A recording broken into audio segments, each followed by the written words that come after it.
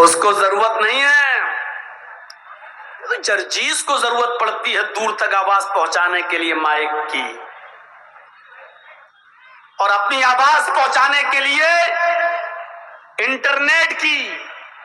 اللہ کو ضرورت نہیں ہے، وہ محتاج نہیں ہے، وہ کسی بھی وسیلے کا محتاج نہیں ہے، وہ ڈائریکٹ سنتا اور خود سنتا ہے. حضرت عائشہ نبی کی بیوی وہ کہہ رہی ہے لم اسمع کلامہما، وہ دونوں کیا باتیں کر رہے تھے ہم کو سنائی نہیں دے رہا تھا، اور اللہ کہہ رہا ہے واللہ یسمع تحاورکما، اللہ تم دونوں کی گفتگو کو سن رہا تھا. اقرأ باسم ربک الذی خلق، پڑھو اس رب کے نام سے جس نے پیدا کیا. سب سے پہلے تعلیم کی وہی ہو رہی ہے، پہچانو اس رب کو.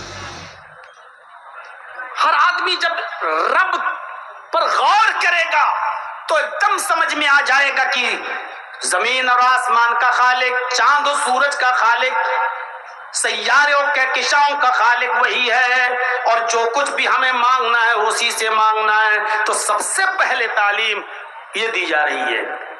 اب آئیے، اب تعلیم تو بہت ہے اور میں آپ کو بالکل منع نہیں کرتا ہوں اور کرنا بھی نہیں چاہیے. آپ کو دین کے ساتھ ساتھ دنیاوی تعلیم کی بھی ضرورت ہے اور دونوں کو لے کر چلنا ہے.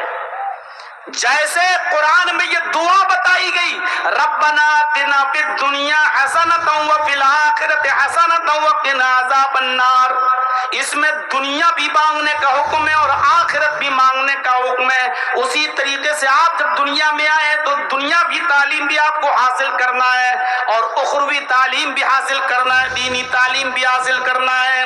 بغیر دنیا کے آپ ادھورے ہیں. بہت سے مولوی لوگ آئیں گے اور تقریریں کریں گے دنیا ایسی دنیا ویسی. ارے بغیر دنیا کے کوئی رہ بھی نہیں سکتا. دنیا کے لیے زندگی گزارنے کے لیے دنیا کی چیزوں سے فائدہ اٹھانا ضروری ہے. دنیا کی حیثیت پانی کی طرح ہے اور انسان کشتی کی طرح ہے. پانی، سمندر، ندی اور انسان کی حیثیت کشتی. اب دیکھیے انسان کشتی ہے اور دنیا پانی ہے. کشتی بغیر پانی کے نہیں چل سکتی ہے. اگر ناؤ کو پانی کے باہر لا کر کھڑا کر دو تو وہ چلے گی؟ نہیں چلے گی. اس کا مطلب یہ ہوا کہ کشتی کو پانی کی ضرورت ہے، پانی ہوگا تبھی وہ چلے گی. اس کا مطلب یہ ہے کہ انسان کشتی ہے اور دنیا پانی، تو انسان کو دنیا کی ضرورت ہر حال میں ہے جیسے کشتی کو اور ناؤ کو پانی کی ضرورت ہر حال میں ہے. لیکن ایک بات یاد رکھیے گا، ناؤ جب تک پانی کے اوپر ہے چلے گی. آپ اس کو کھیر رہے ہیں چلے گی، لیکن ندی کا پانی، تالاب کا پانی یا سمندر کا پانی یا جمنا کا پانی اگر کشتی کے اوپر بھر دو گے، سوراخ کر دو گے اور کشتی کے اوپر اگر لا دو گے تو کشتی بھی ڈوبے گی، کشتی بھی ڈوبے گی اور کشتی میں جتنے لوگ بیٹھے ہوئے ہیں وہ بھی ڈوب جائیں گے اور ہلاک و برباد ہو جائیں گے. جب کشتی تب تک چلے گی جب تک وہ پانی کے اوپر ہے اور دائیں بائیں ہے، چلے گی. لیکن اگر سمندر کے پانی کو کشتی کے اوپر آپ نے لانے کی کوشش کی تو کشتی بھی ڈوبے گی اور آپ بھی ڈوبیں گے. آپ دنیا کی ضرورت ہر انسان کو ہے، لیکن جب تک دنیا سے ضرورت کے تحت دنیا کو استعمال کرو گے تو فائدے میں رہو گے، اور جہاں دنیا کو اپنے اوپر سوار کرنے کی کوشش کی تو آپ بھی برباد ہوگے اور یہ دنیا بھی برباد ہوگی. دنیا تو چھوٹتی جا رہی ہے. یہ 2 دن پچھلی سال آپ کے سامنے آیا تھا، اس سال پھر آپ کے روبرو ہوں. 1 سال دنیا مجھ سے چھوٹ چکی ہے. کہاں گئی دوستی؟ یہ دنیا کہہ رہی ہے کہ تم نے 1 سال مجھے کھو دیا ہے، تم مجھ سے دور ہو چکے ہو. اور آخرت کہہ رہی ہے تم 1 سال میرے قریب ہو چکے ہو، 1 سال میرے قریب ہو چکے ہو. ارتحالت دنیا مدبرتن، یہ دنیا پیٹ دکھا کر بھاگ رہی ہے. والآخرۃ مقبلۃ، اور آخرت سامنے سے آ رہی ہے، تمہارے سامنے آ رہی ہے۔ وَلِكُلِّ وَاحِدَةٍ مِّنْهُمَا بَنُونَ، دنیا کے بھی اولادیں ہیں اور آخرت کی بھی اولادیں ہیں، دنیا کے بھی بچے ہیں اور آخرت کے بھی بچے ہیں۔ کونوا من ابناء الاخرہ ولا تکونوا من ابناء الدنیا، آخرت کی اولاد بنو، دنیا کی اولاد مت بنو، اس لیے کہ دنیا تمہیں چھوڑ دے گی لیکن آخرت تمہیں نہیں چھوڑے گی، دنیا تمہیں ترک کر دے گی لیکن آخرت تمہیں ترک نہیں کرے گی۔ میرے بھائیو، اس دنیا میں ہمیں دنیاوی تعلیم بھی حاصل کرنا ہے اور اخروی تعلیم بھی حاصل کرنا ہے۔ اب تو آپ کیا کریں گے تعلیم حاصل؟ اب تو میرا اشارہ ہے آپ اپنی اولاد کو دین بھی سکھائیے اور دنیا بھی سکھائیے۔ جیسے دنیا میں ہم آئے ہیں تو دنیا بھی کما رہے ہیں اور آخرت بھی، دونوں چیزیں ضروری ہیں۔ اور اللہ نے خود بتایا ربنا آتنا فی الدنیا، یہ دعا مانگا کرو کہ اللہ اے ہمارے رب دنیا میں جو اچھائیاں ہیں وہ ہمیں عطا فرما، وفی الآخرۃ حسنہ، اور آخرت میں جو بھلائیاں ہیں وہ تو ہمیں عطا فرما۔ دنیا کی بھی اچھائیاں طلب کرو اور آخرت کی بھی، اسی طریقے سے دنیا کی بھی تعلیم حاصل کرو اور آخرت کی تعلیم بھی حاصل کرو۔ لیکن یاد رکھنا دینی تعلیم فرض ہے اور دنیاوی تعلیم فرض کفایہ ہے۔ دنیاوی تعلیم، دینی تعلیم فرض عین ہے، جیسے نماز فرض ہے، روزہ فرض ہے، اسی طریقے سے دینی تعلیم بھی فرض ہے۔ اور اس کی دلیل کیا ہے؟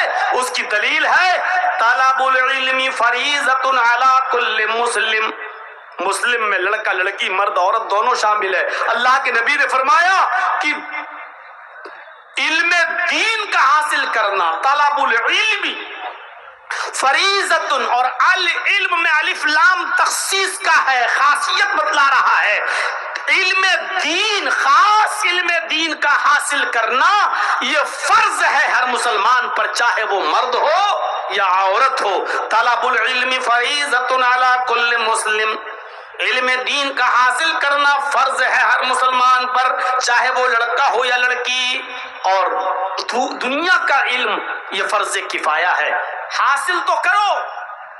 آج کل ضرورت ہے میرے بھائیوں ایڈوکیٹس کی جو ہمارے ہاں ہوں، آج کل ضرورت ہے انجینئروں کی جو ہمارے یہاں ہوں، آج کل ضرورت ہے IPS ادھیکاریوں کی جو ہم میں سے ہوں، آج کل ضرورت ہے کہ ہم دنیاوی تعلیم میں بھی آگے رہیں لیکن دین کو فراموش نہ کریں۔ اور موجودہ زمانے میں اگر دینی تعلیم حاصل کرنا بہت مشکل ہو رہا ہے تو کم سے کم اتنی تو دینی تعلیم حاصل کر لو کہ آپ کوئی نہ ملے تو اپنے بیٹے کا نکاح پڑھا سکو، اور کوئی نہ ملے تو اپنے باپ کا نماز جنازہ پڑھا سکو، اور اپنے باپ کی قبر پر جا کر جس نے زندگی بھر تمہیں پال پوس کے بڑا کیا اس کی قبر پر جا کر یہ دعا کر سکو کہ اللہم اغفر لہ وارحمہ وعافہ واعف عنہ واکرم نزلہ ووسع مدخلہ واغسلہ بالماء والثلج والبرد۔ یہ دعا پڑھ سکو کہ اللہ یہ میرا باپ ہے، تیری رحمت کا محتاج ہے، تیرے اس قبر کے اندر موجود ہے، تو اس کو بخش دے، اللہ اس کی مغفرت فرما، اللہ میرے باپ پر رحم فرما، اے اللہ ان کی بہترین مہمان نوازی فرما، اے اللہ ان کی قبر کو کشادہ فرما۔ کم سے کم آپ اتنا تو علم حاصل کریں کہ اپنی اولاد کو بتا سکیں کہ کیا ہے۔ میرے بھائیوں، دینی تعلیم دنیا سب سے بہتر قرآن کی تعلیم حاصل کرنا ہے۔ علم دین قرآن، خیرکم من تعلم القرآن وعلمہ، تم میں سب سے بہتر لوگ وہ ہیں، خیرکم من تعلم القرآن وعلمہ، تم میں سب سے بہتر لوگ وہ ہیں جو قرآن کو سیکھتے اور سکھاتے ہیں۔ ہمارے طلباء موجود ہوں گے، قرآن کتنی عظیم مقدس کتاب کو تم اس کا علم حاصل کر رہے ہو، یہ قرآن ہی تو ہے جس نے حیثیتیں بدل دی۔ ارے مکہ کیا تھا؟ ام الخبائث، کیا نہیں ہوتا تھا مکے کے اندر؟ مکے کو لوگ ام الخبائث کہتے تھے، ساری گندی جگہوں کی ماں۔ لیکن جب قرآن مکے میں نازل ہوا محمد رسول اللہ کے قلب اطہر پر، تو اس قرآن کی برکت سے اللہ نے مکے کو ام القری بنا دیا۔ یہ قرآن ہی تو تھا جو ام الخبائث کو ام القری بنا رہا ہے۔ غور کرو، یہ قرآن ہی تو ہے جس نے رمضان کے مہینے کو سید الشہور بنا دیا. شہر رمضان الذی انزل فیہ القرآن ھدی للناس وبینات من الھدی والفرقان. شہر رمضان الذی انزل فیہ القرآن ھدی للناس وبینات من الھدی والفرقان. رمضان کا مہینہ وہ بابرکت مہینہ جس میں قرآن نازل ہوا. رمضان کے مہینے میں بھی تو 29-30 دن ہوتے ہیں نا, لیکن اس مہینے کو عظمت کس نے دی؟ قرآن نے. رمضان کو تمام مہینوں کا سردار کس نے بنایا؟ قرآن نے. اگر قرآن رمضان کے مہینے میں نازل نہیں ہوا ہوتا تو رمضان کی وہ حیثیت نہیں ہوتی. رمضان کو تمام مہینوں کا سردار کس نے بنایا؟ قرآن نے. یہ ہے قرآن کی عظمت. اچھا, رمضان کے مہینے میں بھی ایک رات آتی ہے جس کو ہم شب قدر بولتے ہیں, جس رات میں قرآن نازل ہوا. اس ایک رات, جس رات میں قرآن نازل ہوا, جانتے ہو اللہ تعالیٰ نے اس رات کے مقام و مرتبے کو کتنا بلند کر دیا ہے؟ اِنَّا أَنزَلْنَاهُ فِي لَيْلَةِ الْقَدْرِ وَمَا أَدْرَاكَ مَا لَيْلَةُ الْقَدْرِ لَيْلَةُ الْقَدْرِ خَيْرٌ مِّنْ أَلْفِ شَهْرٍ.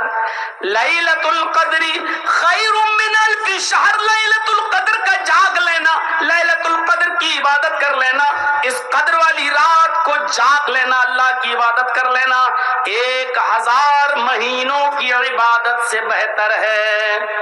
1000 مہینوں کی عبادت سے بہتر ہے.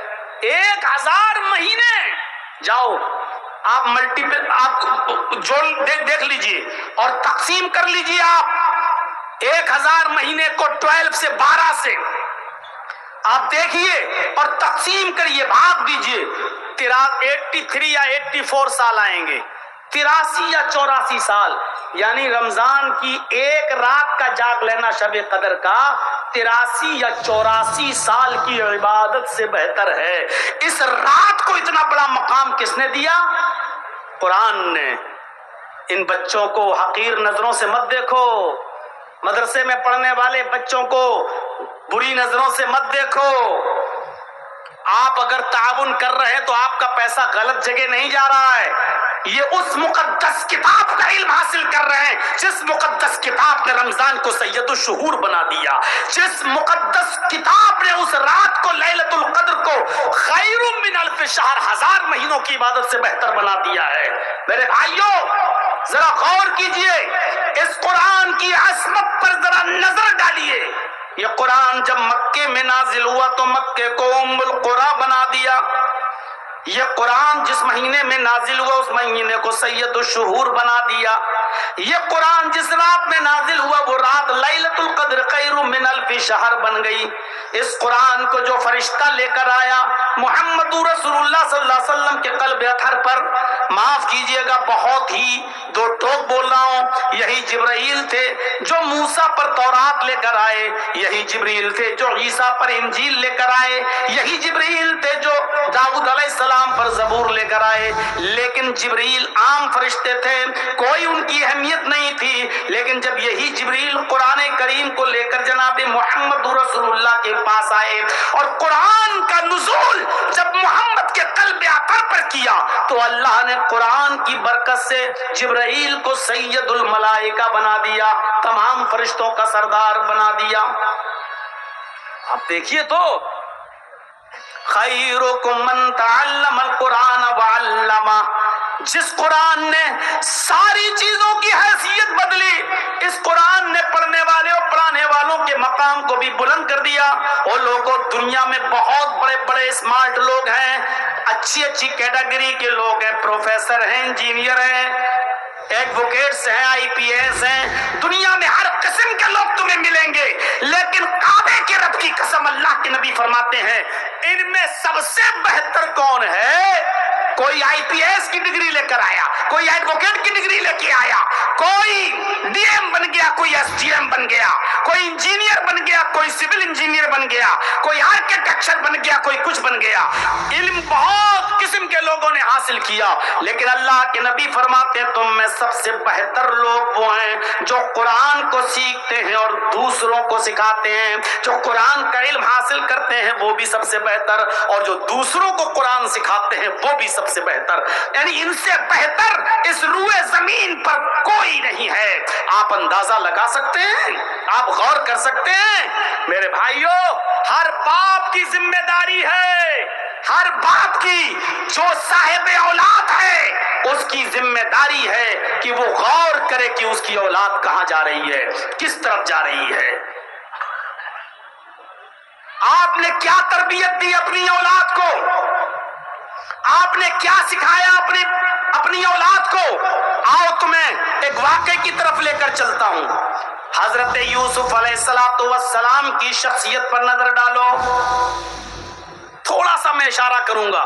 یوسف علیہ السلام چھوٹے تھے، سارے بھائیوں نے باپ سے کہا اے ابو جان یوسف کو ہمارے ساتھ بھیج دیجئے، ہمارے ساتھ کھیلے گا کودے گا، اکیلے گھر میں رہتا ہے بور ہوتا ہے، ہم اس کے بھائی ہیں، ہم لے کر جا رہے ہیں۔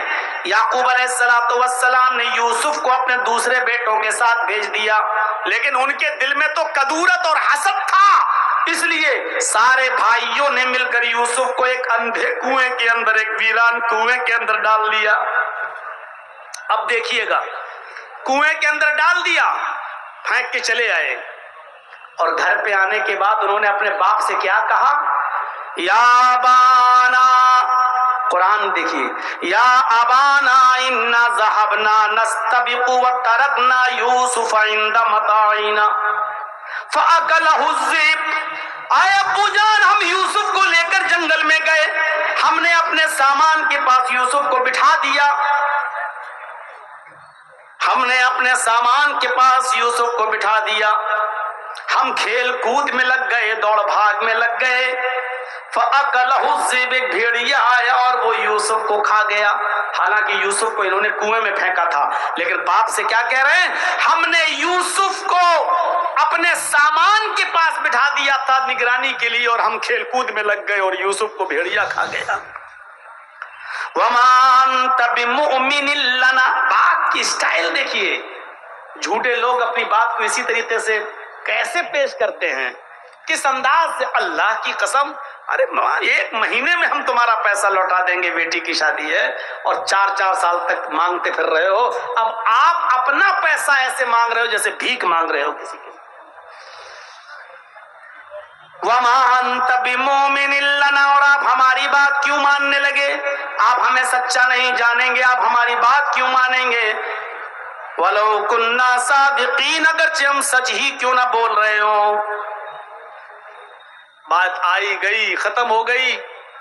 ادھر یوسف علیہ السلام کنویں میں ہیں، ادھر ایک قافلہ آیا، اس کو پانی کی ضرورت تھی، ایک آدمی نے اپنا ڈول، اپنا برتن پانی کنویں میں ڈالا پانی حاصل کرنے کے لیے، اور جب نکالنا چاہا کہ پانی آ گیا، کیا دیکھتا ہے بہت بھاری ہو گئی رسی، کھنچ نہیں رہی۔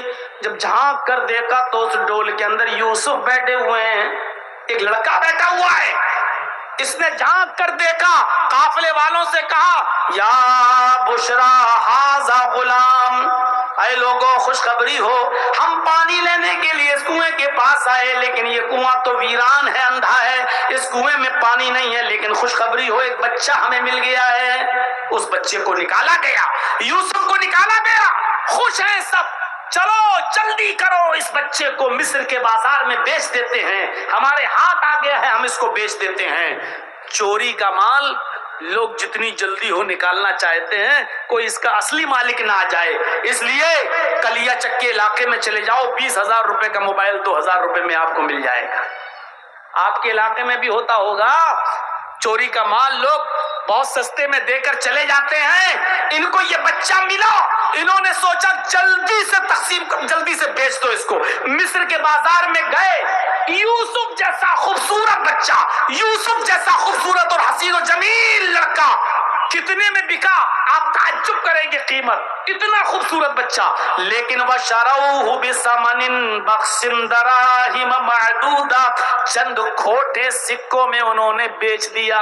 جو مل رہا مل جائے، جلدی سے بیچ کر بھاگو۔ قرآن نے قیمت بتائی،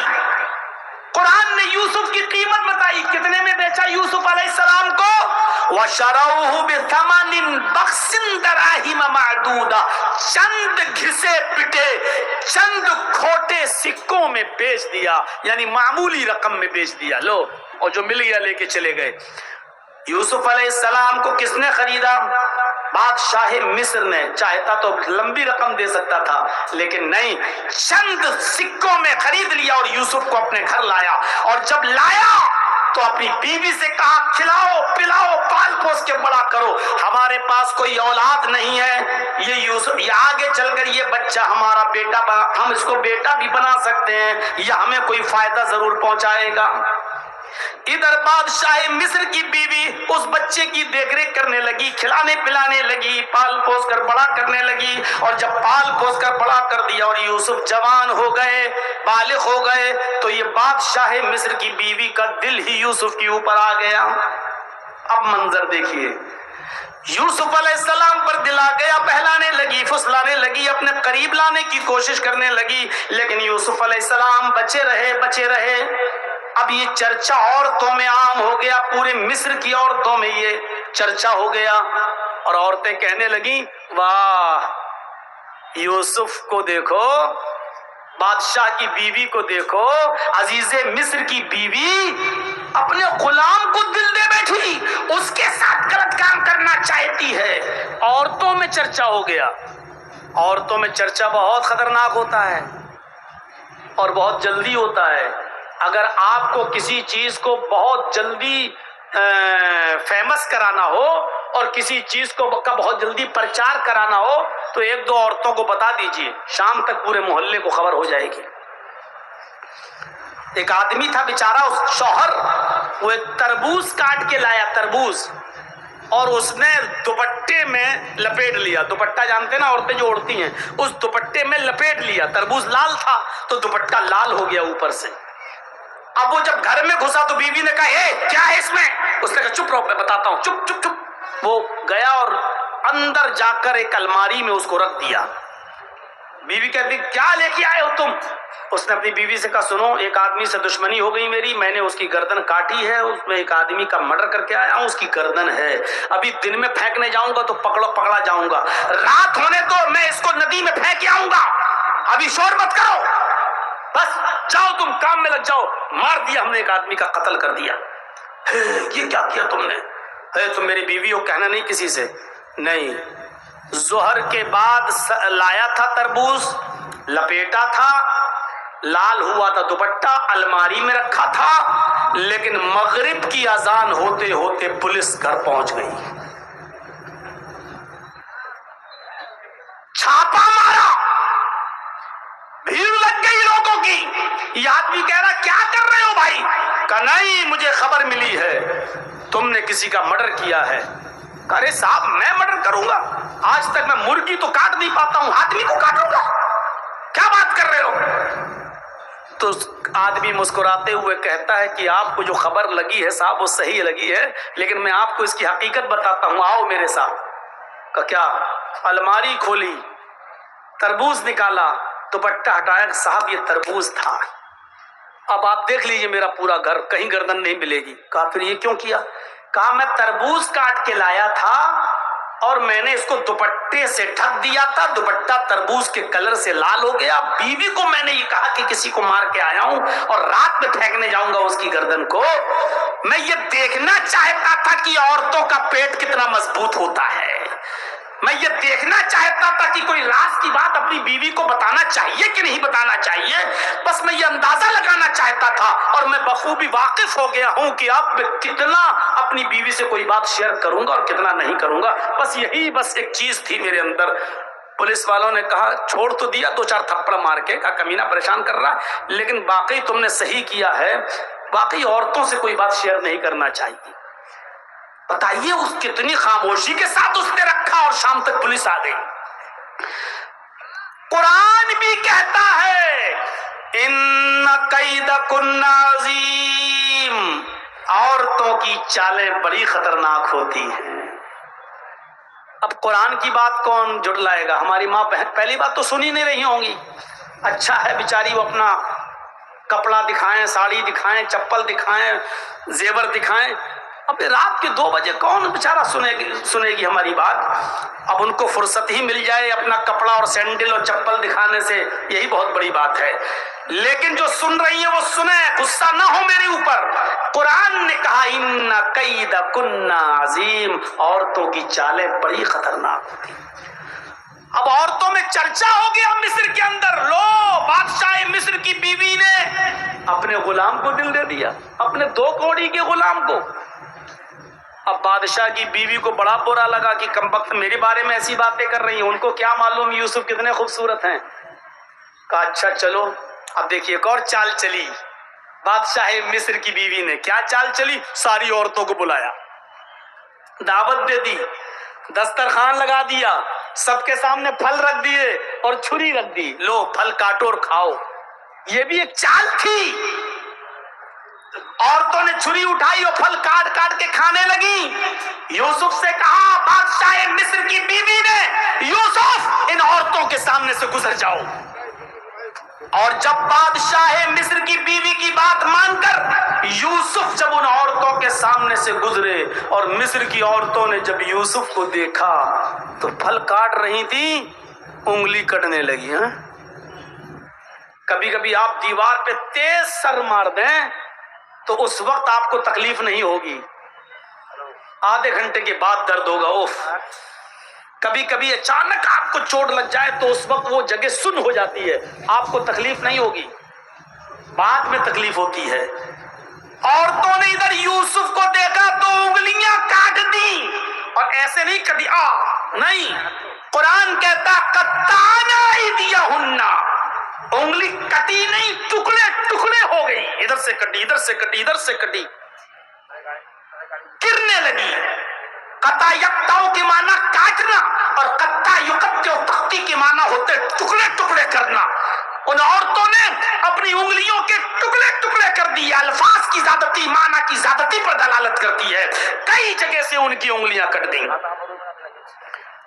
اور ان کو تکلیف ہی نہیں ہو رہی ہے، انگلیاں کٹ کے گر رہی ہیں، اور یوسف کی خوبصورتی دیکھ کر وہ دیوانی ہو گئی۔ اور قرآن کہتا ہے چیخ پڑی ما ھذا بشر، یہ انسان ہے ہی نہیں، یہ انسان نہیں ہے۔ ارے انسان نہیں تو کون؟ ان ھذا الا ملک کریم، یہ تو کوئی بزرگ فرشتہ نظر آتا ہے، یہ تو کوئی بزرگ فرشتہ دکھائی دے رہا ہے، یہ تو انسان نظر ہی نہیں آ رہا ہے۔ ان ھذا الا ملک کریم، یہ تو فرشتہ دکھائی دے رہا ہے۔ ابھی تک بادشاہ مصر کی بیوی فریبتا تھی، اب ساری عورتیں یوسف کی دیوانی ہو گئی۔ کیسی خطرناک چال چلی۔ اب ان عورتوں سے کہا دیکھ رہی ہو نا، اب بتاؤ میرا کیا قصور ہے؟ ایک اور چال،